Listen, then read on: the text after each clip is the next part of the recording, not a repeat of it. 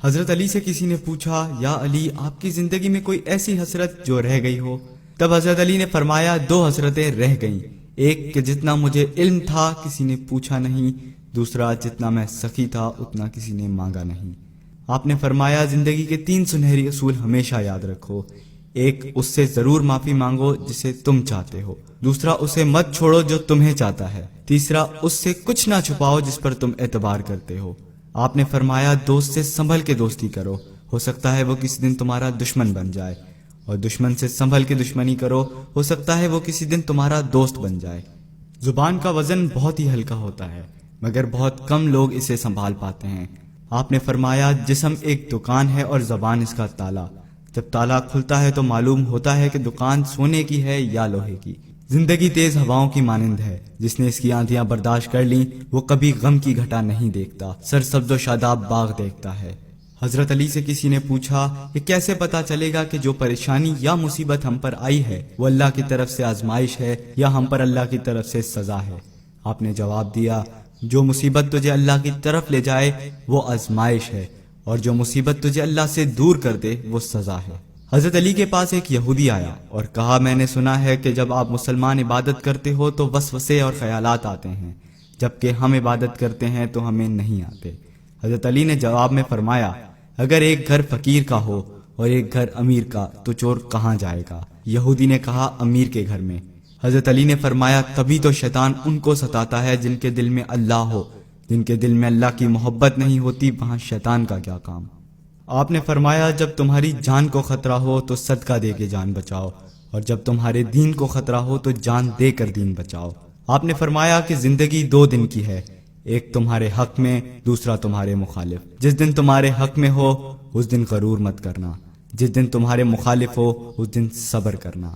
کسی کی مدد کرتے ہوئے اس کے چہرے کی طرف مت دیکھنا، ہو سکتا ہے ان کی شرمندہ آنکھیں تمہارے دل کے اندر غرور کا بیج بو دیں۔ 3 چیزیں ایمان کو تباہ کر دیتی ہیں، امیروں کی محفل، عورتوں کی صحبت اور جاہلوں سے بحث۔ حضرت علی نے فرمایا، جانور میں خواہش اور فرشتے میں عقل ہوتی ہے، مگر انسان میں اللہ تعالیٰ نے دونوں رکھی ہیں۔ اگر وہ عقل دبا لے تو جانور، اگر خواہش کو دبا لے تو فرشتے کی مانند ہو جاتا ہے۔ آپ نے فرمایا، اپنے جسم کو ضرورت سے زیادہ مت سنوارو، اسے تو مٹی میں مل جانا ہے۔ سنوارنا ہے تو اپنی روح کو سنوارو، کیونکہ اسے تو رب کے پاس لوٹ کے جانا ہے۔ مومن کی مثال ترازو کے پلڑے جیسی ہوتی ہے، جس قدر اس کے ایمان میں اضافہ ہوتا ہے اتنی ہی اس کی آزمائش بڑھتی ہے۔ آپ نے فرمایا، اچھے لوگوں کی ایک خوبی یہ بھی ہوتی ہے کہ انہیں یاد نہیں رکھنا پڑتا، وہ یاد ہی رہتے ہیں۔ آپ نے فرمایا، رزق کے پیچھے اپنا ایمان مت خراب کرو، کیونکہ رزق انسان کو اس طرح تلاش کرتا ہے جیسے مرنے والے کو موت۔ حضرت علی نے فرمایا، رشتے خون کے نہیں احساسات کے ہوتے ہیں، اگر احساس ہو تو اجنبی بھی اپنے ہو جاتے ہیں، اگر احساس نہ ہو تو اپنے بھی اجنبی ہو جاتے ہیں۔ ایک مرتبہ کساب آواز لگا رہا تھا، تازہ گوشت ہے لے لو۔ وہاں سے حضرت علی کا گزر ہوا، کساب نے آپ سے کہا، تازہ گوشت ہے لے جائیں۔ حضرت علی نے فرمایا، آج میری جیب اجازت نہیں دیتی۔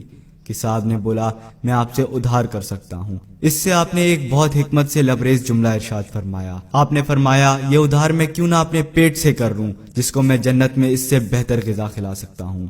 حضرت علی نے فرمایا، لفظ انسان کے غلام ہوتے ہیں مگر صرف بولنے سے پہلے تک، بولنے کے بعد انسان اپنے لفظوں کا غلام ہو جاتا ہے۔ آپ نے فرمایا، کوئی تمہارا دل دکھائے تو ناراض مت ہونا، کیونکہ قدرت کا قانون ہے، جس درخت کا پھل زیادہ میٹھا ہوتا ہے لوگ پتھر بھی اسی کو مارتے ہیں۔ آپ نے فرمایا، کسی کا عیب تلاش کرنے والے کی مثال اس مکھی جیسی ہے جو سارا خوبصورت جسم چھوڑ کر صرف زخم پر جا کر بیٹھتی ہے۔ آپ نے فرمایا، اچھا دوست چاہے کتنا بھی برا بن جائے کبھی اس سے دوستی مت توڑنا، کیونکہ پانی چاہے کتنا بھی گندا ہو آگ بجھانے کے ضرور کام آتا ہے۔ آپ نے فرمایا، زندگی کے ہر موڑ پر صلح کرنا سیکھو، کیونکہ جھکتا وہی ہے جس میں جان ہوتی ہے، اکڑنا تو مردے کی پہچان ہوتی ہے۔ دوست ہو یا پرندہ دونوں کو آزاد چھوڑ دو، اگر لوٹ آیا تو تمہارا، نہ لوٹ کر آیا تو تمہارا وہ کبھی تھا ہی نہیں۔ بادشاہ نے وزیر کو انگوٹھی دی اور کہا، اس پر کوئی ایسا فقرہ لکھوا لاؤ جسے میں خوشی میں پڑھوں تو اداس ہو جاؤں اور غم میں پڑھوں تو خوش ہو جاؤں۔ وزیر گیا اور انگوٹھی پہ یہ لکھوا لایا کہ یہ وقت بھی گزر جائے گا۔